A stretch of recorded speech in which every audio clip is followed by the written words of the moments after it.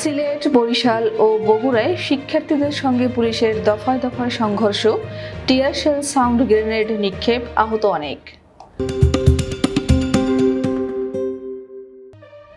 বরিশাল, সিলেট ও বগুড়ায় কোটা আন্দোলনকারী শিক্ষার্থী শিক্ষকদের সঙ্গে পুলিশের দফায় দফায় সংঘর্ষের ঘটনা ঘটেছে। এ সময় পুলিশ আন্দোলনকারীদের উপর লাঠিচার্জ, টিয়ার শেল ও সাউন্ড গ্রেনেড নিক্ষেপ করেন। এতে অনেকেই আহত হয়েছেন। বুধবার দুপুরে তিন স্থানে এ ঘটনা ঘটে। বরিশালে কোটা আন্দোলনকারী শিক্ষার্থীদের সঙ্গে পুলিশের দফায় দফায় সংঘর্ষ ও ধাওয়া পাল্টা ধাওয়ায় ঘটনা ঘটেছে। এতে সংবাদকর্মী সহ আহত হয়েছেন অন্তত ৩০ জন। এদিকে সিলেটে আন্দোলনকারীদের সঙ্গে পুলিশের সংঘর্ষের ঘটনা ঘটেছে। আন্দোলনকারীরা পদযাত্রা নিয়ে নগরের সুবিদ বাজারের দিকে গেলে পুলিশ তাদের বাধা দেয়। আন্দোলনকারী ব্যারিকেড ভেঙে সামনে এগোলে পুলিশ তাদের লক্ষ্য করে টিয়ার শেল ও সাউন্ড গ্রেনেড নিক্ষেপ শুরু করে।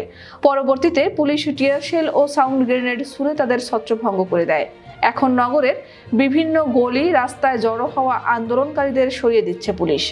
মার্চ ফর জাস্টিস কর্মসূচির অংশ হিসেবে বগুড়ায়ও কোটা সংস্কার আন্দোলনকারী শিক্ষার্থীরা আইন শৃঙ্খলা রক্ষাকারী বাহিনীর পুলিশের বাধা উপেক্ষা করে বিক্ষোভ মিছিল করেছে।